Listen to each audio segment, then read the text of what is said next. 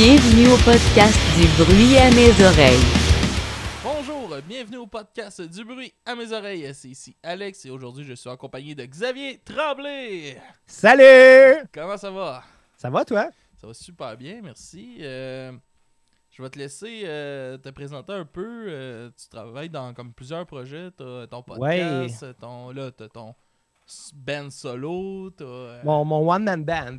Yes! Ben, en fait, écoute, me présenter, moi, je suis un gars qui a joué de la musique pas mal toute sa vie et qui a toujours eu beaucoup de projets liés à ça. Ça n'a pas toujours été des projets qui ont été aussi le fun ou des projets qui ont toujours bien marché, mais j'ai toujours eu soit des bands, soit des duos, des affaires de même. J'ai toujours eu quelque chose de très créatif musicalement.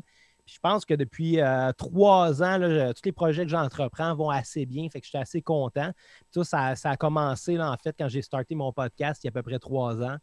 Podcast qui est La Cassette, qui est assez semblable à ce que vous faites, dans le fond, un peu de critique d'album, un peu d'entrevue. Quoi. Vous autres, vous êtes rendus avec bien des entrevues, pas mal plus que nous autres. 1 ou 2 semaines maintenant. Ah ben c'est cool. Ouais, on C'est essaie très cool, de ça. tenir ça. Là. On va voir. Pour l'instant, ça va bien. Là. On a profité durant la COVID, on a fait pas mal d'avance. Hein.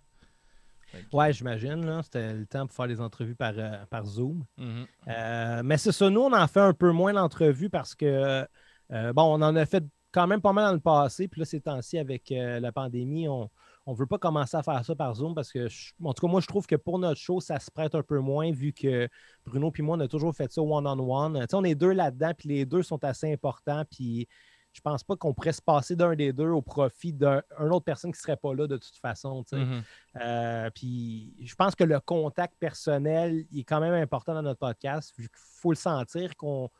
Tu sais, quand on part dans des dérapes puis quand on part dans un peu du niaisage, si la personne n'est pas là avec nous dans la pièce, elle ne sentira peut-être pas que. C'est une joke, là, on s'engueule en ce moment, là, mais Ouais. c'est un peu pour te mettre mal à l'aise. Fait que je pense que des entrevues par Zoom, pour nous, ça ne s'applique pas bien.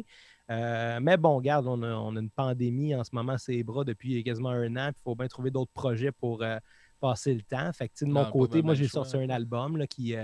J'ai pas compris ce que tu as dit. On n'a pas bien le choix. Non, c'est ça, tu sais. En tout cas, surtout quand tu es un peu hyperactif comme moi, là, tu sais. Moi, je tiens pas en place 2 secondes, ça n'a même pas d'allure. Fait que. Non, j'ai besoin de ces projets-là. Là. Puis ça, c'est tout un peu découlé de mon podcast parce que j'ai rencontré beaucoup de monde dans les 3 dernières années liés à ça. Puis c'est des contacts qui, des fois, m'ont mené sur le chemin des bandes avec qui j'ai joué. Fait que je me tiens assez occupé. Je te dévouerais que dans la dernière année, moi, j'ai eu à peu près 2 jours de congé. Ouais, ça brûle. Ça brûle, mais c'est le fun. Ouais. Fait que c'est ça, dans le fond, tu viens de sortir ton album que t'as, on va dire les vraies choses, t'as tout fait de A à Z. Ouais, oui.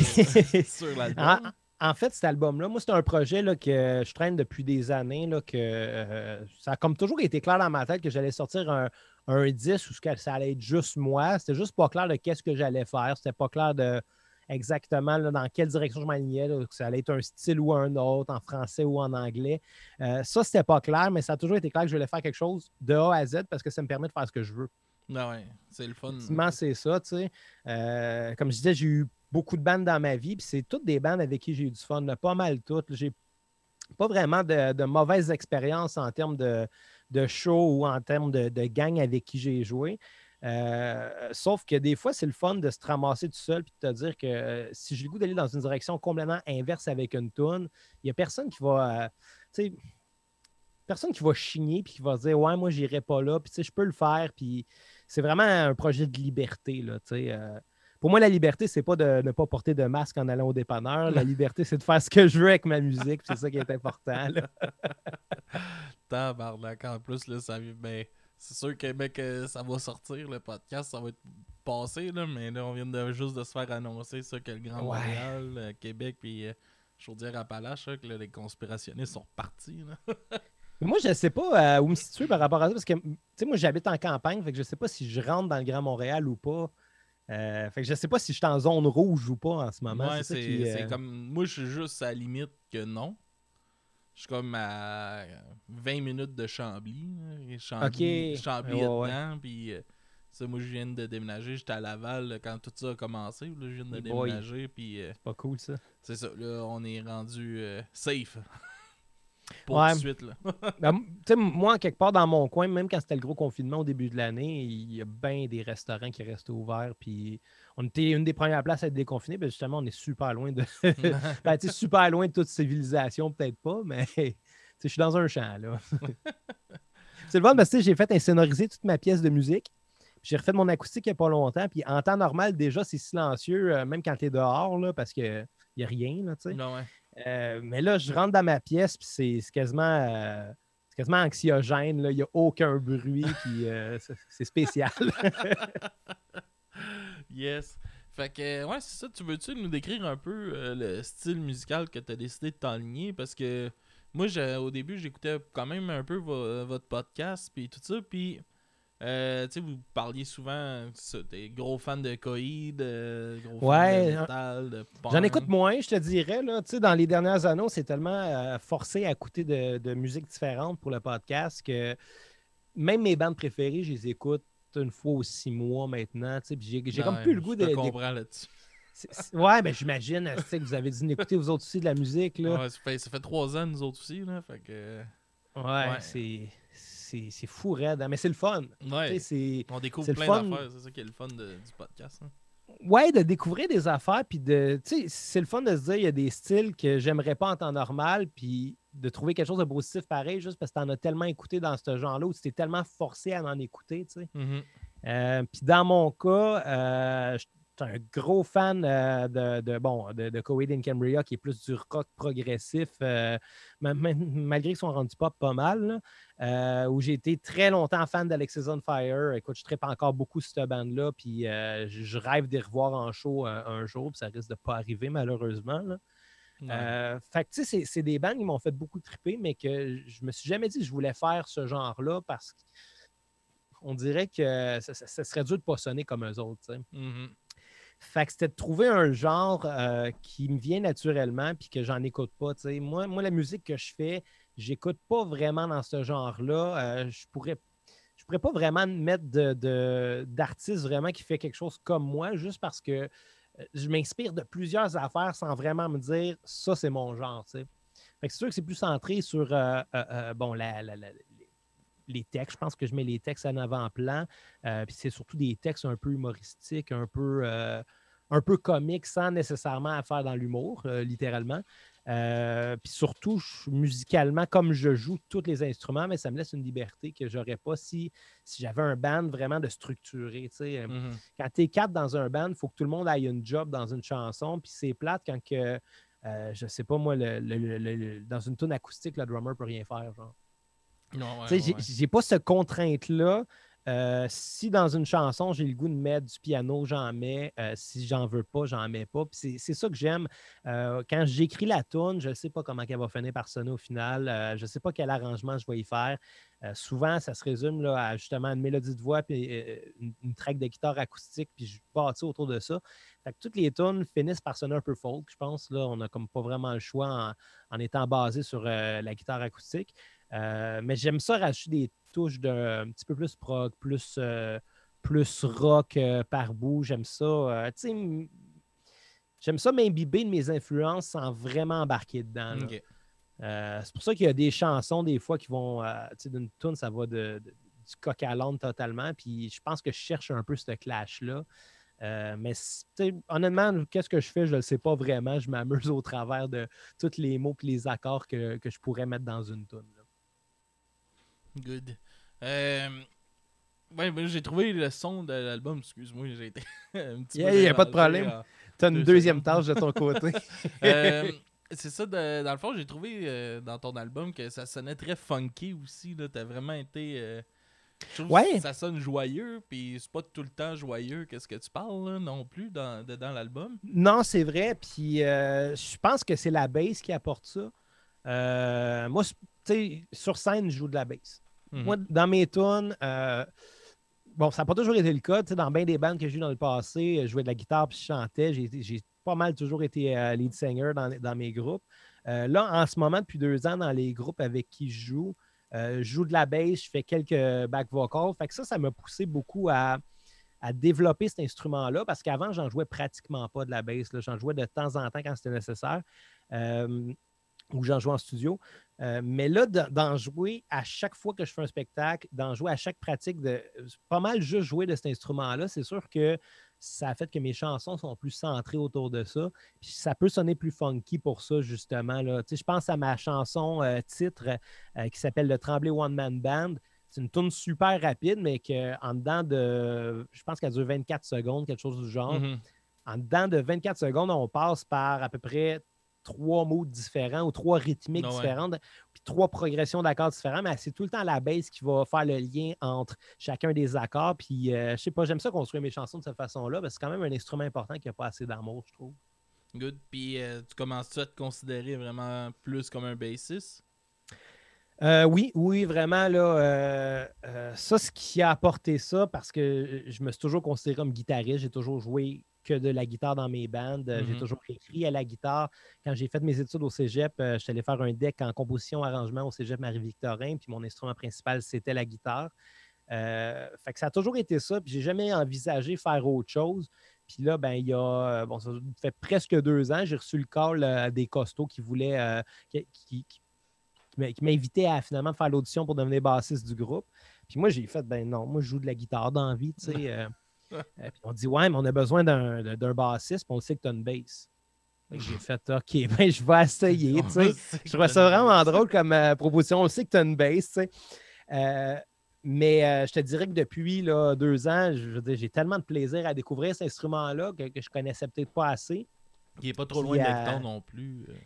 Ben non, qui n'est pas trop loin parce que c'est les mêmes notes aux mêmes places. Chaque fret a la même note. On pourrait penser que c'est un instrument, une guitare plus facile, étant donné que les frets sont plus grosses et qu'il y a juste 4 cordes. Mais la tâche des deux est complètement différente. Le rôle de la bass, ça fait vraiment partie de la section rythmique. Puis la guitare, c'est un peu du crémage plus qu'autre chose. En tout cas, c'est même que je le vois. Mais je ne sais pas, il y a de quoi de vraiment le fun de supporter le groupe. Okay. Quand tu te mets à jouer de la bass, tu te rends compte que dans un band, c'est pas vrai que c'est le guitariste qui va aller shiner ou la chanteuse. C'est un travail d'équipe. Puis si le drummer et le bassiste sont mauvais en arrière du guitariste, ça ne sauvera pas les meubles. Puis si on n'a pas tendance à penser à ça, parce que je pense que le guitariste, c'est celui qu'on remarque le plus dans un groupe, puis en tout cas beaucoup moins que le bassiste. Mais je pense que la basse est plus importante, par contre, vu que c'est vraiment les fondations de la chanson. C'est ça qui tient les rythmes, c'est ça qui tient l'harmonie au complet. Fait que oui, maintenant, je me considère plus bassiste. Puis dans mes tunes solo, si jamais je réussis à monter ces tunes-là avec un band un jour, étant donné qu'on ne sait pas quand les shows vont revenir, moi, c'est clair que je préfère jouer la bass sur ces chansons-là que la guitare, là, finalement. OK. Je trouve ça quand même intéressant. C'est rare que tu vois quelqu'un faire un switch d'instrument, surtout, tu sais, après, t'as fait beaucoup, là, t'as fait des études, puis tout en guitare. Puis... Ah ouais, puis tu sais, moi, ça fait 25 ans que je joue de la musique à peu près, là. J'ai une photo chez nous, en fait, chez mes parents, j'ai une photo de moi quand j'avais à peu près 4 ans, pas plus, puis j'ai une guitare dans les mains, puis je la tiens pas du bon bord parce que je sais pas encore comment ça marche, mais j'ai ça dans les mains, puis je suis intrigué, tu sais. Ça a toujours fait partie de moi, fait que... c'est un peu pour ça que sur mon disque, j'ai décidé de tout faire aussi. C'est parce que je peux le faire. Ça fait tellement longtemps que je fais ça que même si il n'y aura pas de gros solo de drum sur mon album, il n'y aura pas de polyrythmie nécessairement non plus, parce que je ne suis pas un super bon drummer. Je fais la job. Je suis meilleur bassiste, meilleur guitariste. Fait que c'est ça qui prend plus de place sur le disque. Mais j'aime ça de pouvoir faire un peu de tout finalement. Du saxophone, du piano, différentes percussions. Puis de ne pas me mettre de limite, parce que si sur le prochain album, je décide que je veux du violon, ben au pire, je vais apprendre à jouer du violon. Là, ça risque d'arriver juste parce que j'en parle là, puis ça me tente au bout. Oui, comme, tu sais, moi, j'en mange de la musique puis tout ça, puis tu sais, j'adore. Quand j'étais jeune, je jouais de la guitare. À cette heure, j'en joue plus. J'en ai 6 ou 7 accrochés sur le mur. OK, cool. Là, pas longtemps, je me suis acheté un accordéon. J'ai aucune idée comment ça fonctionne, mais j'en ai un.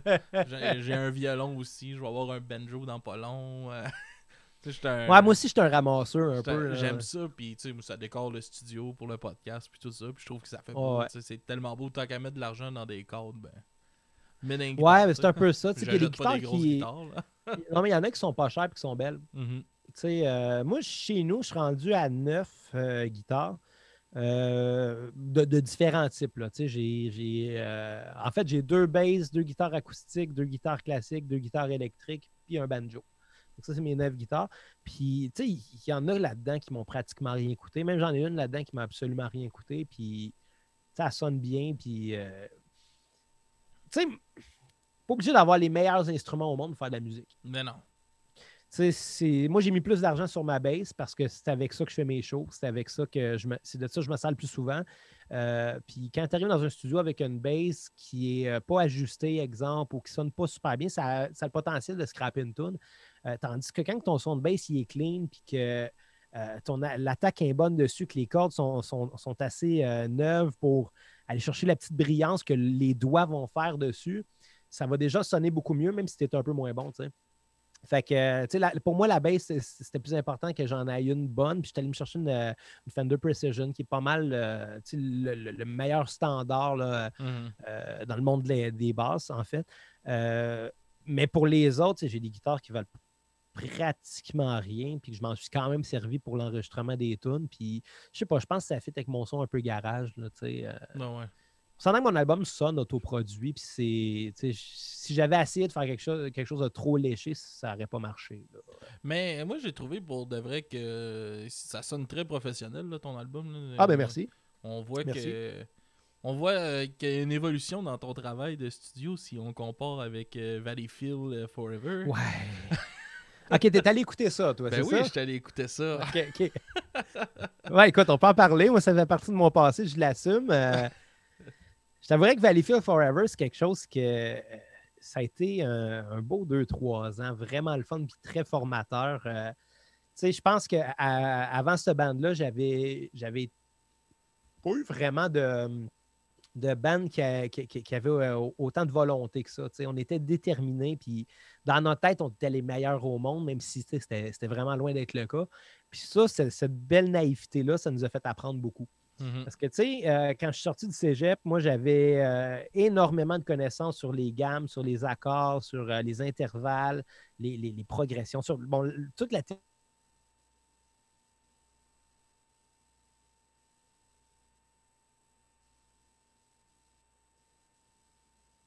Et quand tu sors du cégep, tu n'as pas les notions de nécessairement de contact. Là. Si tu veux jouer du punk, là, tu as beau avoir la meilleure formation musicale, mais si tu connais personne qui book des shows de punk, t'en feras pas. Là, Ça te prend des contacts, ça te prend un band qui est aussi motivé. Puis, tu sais, moi, dans mon cas, je faisais les partitions dans cette band-là, dans Valleyfield Forever.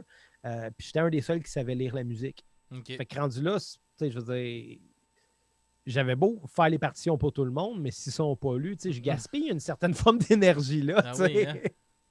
Fait que, non, ça a été une belle naïveté, puis ça a duré à peu près 3 ans. Puis pendant 3 ans, on faisait des gros shows, mais on savait tellement pas où on s'enlignait. Là.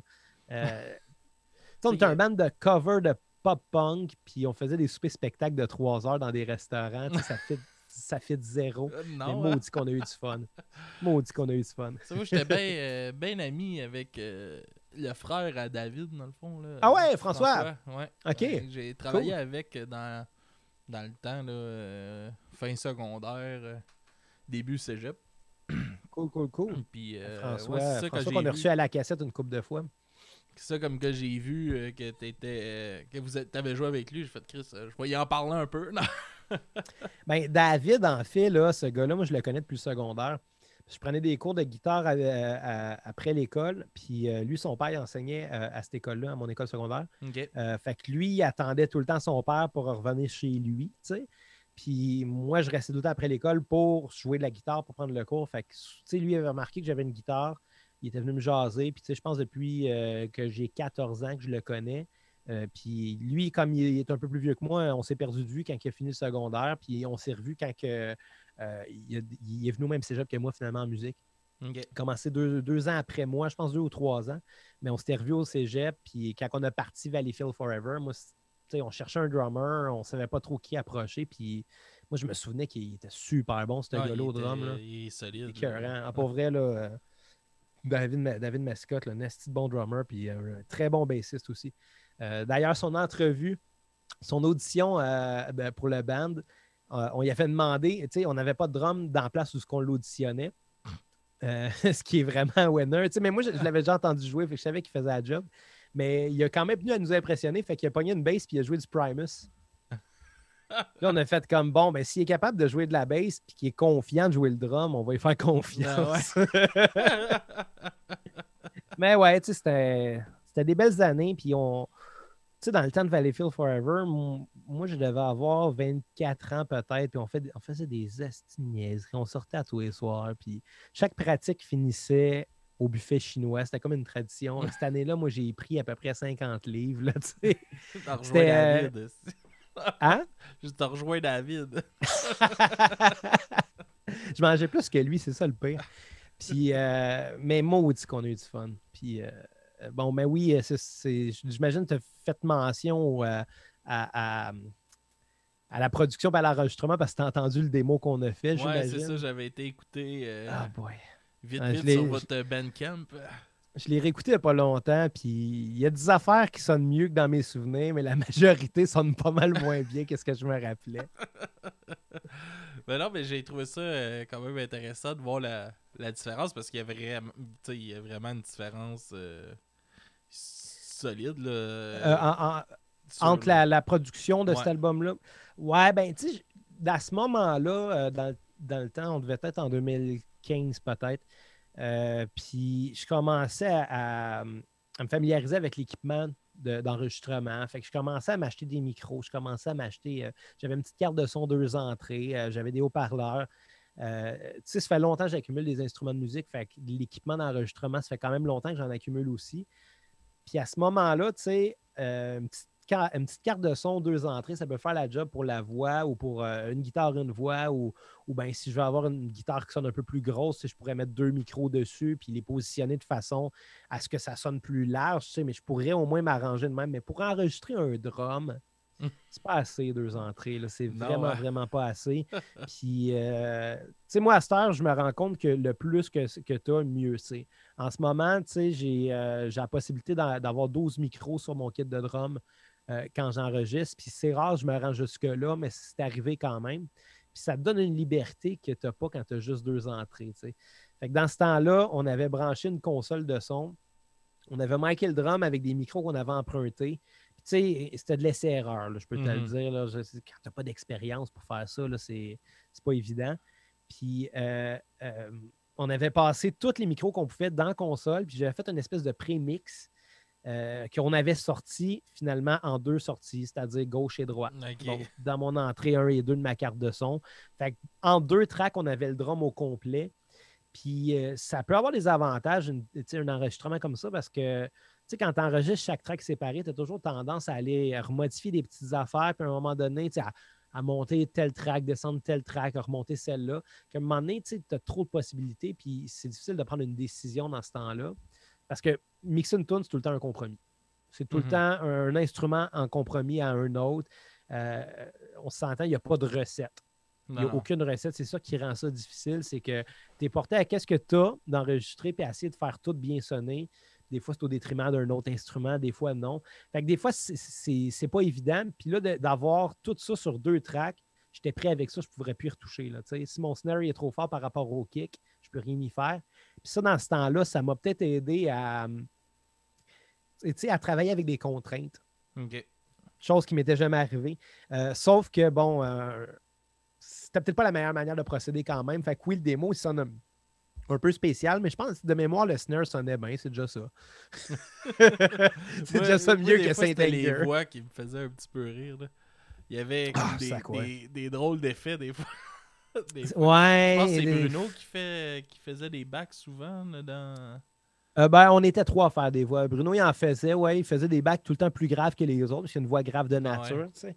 Fait que il en faisait. Mais tu sais, j'avais mis là, des fois des chorus sur des voix, juste parce que j'ai déjà entendu du chorus dans une tune, je me disais, ça va fitter, tu sais. Mais une affaire que je ne comprenais pas à l'époque, c'est quand tu mixes une chanson, il faut que tu aies une raison de faire un move, tu sais. Ça ne donne rien de... Puis je pense que tout le monde passe par ce chemin d'erreur-là. Tu sais, c'est pas parce que par défaut, dans une tune, il y a du reverb sur le snare, comme n'importe quelle tune des années 80, qu'il faut absolument que tu en mettes sur ta tune. Mais moi, des affaires de même que je ne comprenais pas à l'époque. J'avais déjà vu quelqu'un faire ça comme ça sur une chanson, puis je faisais la même affaire sans me poser de questions. Mais à un moment donné, je ne me rendais pas compte que je nuisais beaucoup à mon mix. Puis bon, tu sais, moi, j'assume ce démo-là juste parce que ça m'a permis d'apprendre bien des affaires. Là, mais non, mais c'est ça. Faut passer par ces choses-là. Là, on n'a pas le choix. Là. Quand on commence, puis surtout, tu sais, comme là, comme tu as l'air à nous l'expliquer aussi, tu sais, t'as appris ça de ton côté, toi-même, par toi-même, là, pas mal. Ouais. Ouais, ben, la seule base que j'avais eue là, quand j'étais au cégep, on avait un cours qui s'appelait enregistrement, là, appelons ça comme ça. Fait qu'on voyait les bases de qu'est-ce que c'est la prise de son, puis de comment que ça marche. La job d'un ingénieur de son dans un studio. Mais ce qu'on voyait, c'était surtout comment brancher telle ou telle affaire. T'sais. On voyait vraiment les bases. Genre que quand tu as un micro-condensateur, il faut que tu y mettes le Phantom Power pour qu'il y ait assez de jus, vu que c'est des micros qui ont besoin d'être amplifiés comparativement à un micro dynamique qui, lui, n'a pas besoin de ça. C'est des détails comme ça. C'était un super beau studio qui était sur plusieurs pièces dans le département de musique au cégep.